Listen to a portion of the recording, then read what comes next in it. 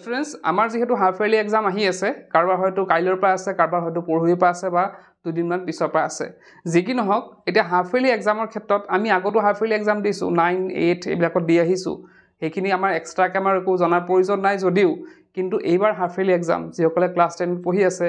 তেওঁলোকৰ এইবাৰৰ half yearly exam কিন্তু অলপ বেলেগ ধৰণৰ ইন দ্য চেন্স যে আগৰ যোনবিলাক হাফ ইয়াৰলি এক্সাম হৈ গৈছে সেইখিনি হয়তো আমি কেতিয়াবা পঢ়ি দিছোঁ কেতিয়াবা নপঢ়ি দিছোঁ তো সেইটো এটা প্ৰব্লেম নাছিলে কিন্তু এইবাৰ হাফ ইয়াৰলি এক্সাম আমি ভালদৰে দিব লাগিব ভালদৰে মানে আমি এনেকৈ দিব লাগিব যাতে এইখিনি হাফ ইয়াৰলি এক্সামে আমাক কি কৰে হাফ ইয়াৰলি এক্সামটোৱে যাতে আমাক পিছলৈ আমাক সহায় কৰে আগতে ক্লাছ 9, 8 সেইবিলাকত মানে ইমান বৰ্ডৰ এক্সাম নাছিল যদি ইমান প্ৰেছাৰ আমাৰ নাছিলে আমি হাফ ইয়াৰলি এক্সাম বেয়াকৈ দিলেও কথা নাছিলে কিন্তু এইবাৰ হাফ ইয়াৰলি এক্সামত আমি কি কৰিব লাগিব অলপ কেইটামান কথা ধ্যান দিব লাগিব আৰু সেই কথাকেইটা আজি ডিছকাছ কৰিব ওলাইছোঁ আজিৰ ভিডিঅ'ত তেন্তে ভিডিঅ'টো ষ্টাৰ্ট কৰোঁ হাফ ইয়াৰলি এক্সামৰ যিহেতু আমাৰ পাছ ফেইলৰ কথা নাথাকে আমাৰ পাছ ফেইলৰ কথা ক'ত থাকিব টেষ্ট এক্সামত বা প্ৰি ফাইনেল এক্সামত আৰু ফাইনেল এক্সামত হাফ ইয়াৰলি এক্সামত আমাৰ পাছ ফেইলৰ কথা নাথাকে যিহেতু গতিকে আমি এনেধৰণে প্ৰিপেয়াৰ কৰিব লাগিব যে আমি যি লিখিম নিজে লিখিম অৰ্থাৎ তোমালোকে যিমানখিনি প্ৰিপেৰেশ্যন কৰিবা সেই প্ৰিপেৰেশ্যনৰ জৰিয়তে তোমালোকে যাতে এক্সামটো দিব পাৰা সেইটো চেষ্টা কৰিব লাগিব বহুতো ছাত্ৰ ছাত্ৰী আছে তেওঁলোকে কি কৰে নিজে অলপ পঢ়িলে বা নপঢ়াকৈ গ'ল লগৰটোৰ পৰা চাই পেলাই লিখিলে তো সেইটো অভ্যাস এবাৰ বাদ দিব লাগিব কাৰণ আমি হাফ ইয়াৰলিত বাৰু চাই লিখিলোঁ আমি হাফ ইয়াৰলিত কি কৰিলোঁ লগৰটোৰ পৰা চাই লিখিলোঁ বা বেলেগৰ পৰা কালেকশ্যন কৰি লিখিলোঁ কিন্তু পিছৰ অৱস্থাত হয়তো ফাইনেলততো আমি তেনেকৈ নোৱাৰিম গতিকে সেইকাৰণে আমি কি কৰিব লাগিব এই হাফ ইয়াৰলি এক্সামৰ পৰা সেইটো অভ্যাস বাদ দিব লাগিব এতিয়া তোমালোকে হয়তো বহুতে দেৰিকৈ ষ্টাৰ্ট কৰিলেও যিমানখিনি পঢ়িছা সিমানখিনি যোনখিনি তাৰ পৰা যিমানখিনি কুৱেশ্যন আহিব সেইখিনি নিজে কৰিব চেষ্টা কৰিবা নম্বৰ কম পোৱা বেছি পোৱা সেইটো কথা নহয় হাফ ইয়াৰলি যিহেতু এক্সাম নম্বৰ বেছি কম পোৱাৰ লগত বেছি মানে দিগদাৰ নহ'ব কিন্তু দিগদাৰ হ'ব কেতিয়া তুমি যদি এটা চাই লিখা ধৰি লোৱা তুমি এটা চাই লিখি পেলাই ধৰা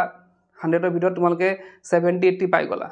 সেইটোৱে কি কৰিব তোমালোকক অভ্যাসটো বেয়া কৰিব সেইটো অভ্যাস কেনেকৈ বেয়া কৰিব যে তোমালোকে 70-80 পালা তোমালোকে ছেটিছফাইড হৈ থাকিলা যে মই 70-80 পাই গ'লোঁ কিন্তু পিছত একচুৱেলি তোমালোকে হয়তো পাইছিলা সি যদি হেল্প নকৰিলে হয় তোমালোকৰ একচুৱেল নাম্বাৰটো হয়তো 40 বা 50 হ'লে হয় তো সেইটো ছেটিছফেকশ্যন লৈ পেলাই তোমালোকে যেতিয়া মানে আগন্তুক এক্সামবিলাকৰ বাবে প্ৰস্তুতি চলাবা তেতিয়া এইবিলাকে দিগদাৰ কেনেকৈ দিব যে তোমালোকে ধৰা এনেকৈ ভাবি থাকিবা যে মোৰতো এইবাৰ 70% 80% আছিলে গতিকে অলপ পঢ়ি গ'লে মোৰ হৈ যাব কিন্তু তুমি যে সেই তাৰ পৰা হেল্প লৈ পেলাই পঢ়িছিলা বা সি যে হেল্প কৰি তোমাক নম্বৰ বঢ়াত মানে হেল্প কৰিছে সেইটো কিন্তু তোমাৰ কথা মনত নাথাকিব তোমালোকে জাষ্ট মনত পেলাবা যে মোৰ 70-80% আছিলে কিন্তু যদিহে তোমালোকে নিজে পঢ়ি দিয়া যদি এইবাৰ তোমালোকে 40 বা 50% পোৱা কিন্তু এইখিনিয়ে কি হেল্প কৰিব তোমাৰ ৰিয়েল প্ৰিপেৰেশ্যনখিনি জনাত সহায় কৰিব তুমি একচুৱেলি কিমানখিনি পঢ়িছা তোমাৰ একচুৱেলি কিমানখিনি কমপ্লিট হৈ আছে সেইখিনি জনাত কি সহায় কৰিব এই হাফ ইয়াৰলি এক্সামৰ নম্বৰখিনি সহায় কৰিব যাৰ ফলত আগন্তুক সময়ত তোমালোকৰ এটা ভাল প্ৰিপেৰেশ্যনত সহায় হ'ব তুমি ধৰি লোৱা তোমাৰ এইবাৰ 50% হ'ল তেতিয়া তোমালোকে মনতে জানিবা যে মোৰ 50% যিহেতু হৈছে মোৰ আৰু অলপ জোৰ দিব লাগিব জোৰ দিলে মোৰ 80 বা 90% ধুনীয়াকৈ আহি যাব তো সেইটো কিমানখিনি জোৰ দিব লাগিব সেইটো এক বৃহৎ সহায় কৰিব এই তুমি যেতিয়া নিজে কৰিবা হ'ল এইটো কাম কৰিব লাগিব নেক্সট আৰু এটা কথা যে যিহেতু এইবাৰ আমাৰ বহীখন বেলেগত যোৱা কথা আছে গতিকে আমি সেইটো এটা কাম কৰিব লাগিব যে আমি পেপাৰ প্ৰেজেণ্টেশ্যনৰ ওপৰত ধ্যান দিব লাগিব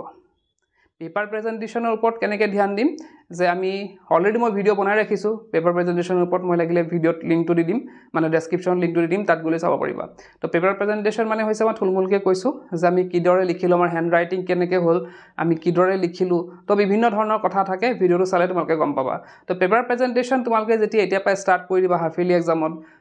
এক্সামত ষ্টাৰ্ট কৰিলা পাছত প্ৰি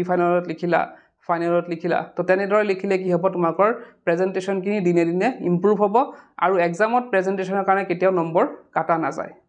তো এইখিনি কথা তোমালোকে অলপ ধ্যান দিব লাগিব নেক্সট আৰু এটা কথা হৈছে যে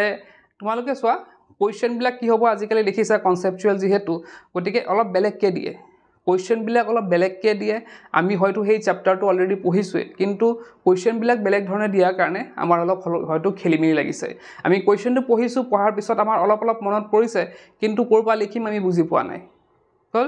তো সেইবিলাক কুৱেশ্যনৰ ক্ষেত্ৰত তোমালোকৰ এটা এডভাইচ দিম যে যিমান পাৰা তোমালোকে কুৱেশ্যন আনচাৰবিলাক এৰি থৈ নাহিবা যিমান পাৰা তোমালোকে যোনবিলাক তোমাৰ প্ৰিভিয়াছ ইয়াৰ নলেজ আছে ধৰা তোমালোকে কুৱেশ্যন এটা পঢ়িলা তোমাৰ মনত পৰিল যে এইটো কুৱেশ্যনলৈ মনত পৰিল যে এইটো কুৱেশ্যন এইটোৰ লগত মিলিছে তো সেই কুৱেশ্যনটোৰ আনচাৰৰ লগত মিলাই পেলাই যোনটো কুৱেশ্যন তোমালোকে পালা কনচেপচুৱেল তাত লিখি থৈ আহিবা মুঠতে এটা টাৰ্গেট ল'ব লাগিব যে মই এইবাৰ এক্সামত এটা কুৱেশ্যনো নেৰোঁ মানে তুমি পঢ়াৰ পৰা যদি আহিছে তুমি পঢ়া চেপ্টাৰৰ পৰা যদি আহিছে তোমালোকে সেইটো টাৰ্গেট ল'ব লাগিব যে মই এইটো চেপ্টাৰৰ পৰা যিকোনো কুৱেশ্যন আহক মই কৰি থৈ আহিম তাৰ ফলত কি হ'ব তোমালোকৰ প্ৰেক্টিছ হ'ব লিখাৰ এটা প্ৰেক্টিছ হ'ব এক্সামত যেতিয়া বহিখন এবাৰ যিহেতু দিব হাফ ইয়াৰলি এক্সামখন বহিখন দিয়ে যিহেতু গতিকে হাফ ইয়াৰলি এক্সামৰ বহিত চাব পাৰিবা যে তোমাৰ লিখাখিনি সঁচাকৈ হৈছেনে নাই হোৱা বা তোমালোকৰ কিমানখিনি ইম্প্ৰুভমেণ্টৰ দৰকাৰ আছে সেই তাৰ দ্বাৰা তোমালোকে জানিব পাৰিবা হয় তো এনেদৰে তোমালোকে যদি প্ৰেক্টিছ কৰা মানে হাফ ইয়াৰলি এক্সামৰ কাৰণে মই 3টা পইণ্ট ক'লোঁ সেই 3টা পইণ্ট যদি তোমালোকে অলপ লক্ষ্য কৰা মই ভাবোঁ যে হাফ ইয়াৰলি এক্সামত তোমালোকক এটা ভাল প্ৰিপাৰেশ্যনত সহায় কৰিব আগন্তুক যি প্ৰি ফাইনেল বা ফাইনেল আহি আছে সেইখিনিত গতিকে তোমালোকে সেইটো একেবাৰে তোমালোকে মিছ নকৰিবা এই 3টা পইণ্ট তোমালোকে মনত ৰাখিবা তেন্তে আজিৰ ভিডিঅ'ত আহি কৰিলোঁ কি পঢ়িছে উই কেন লাৰ্ণ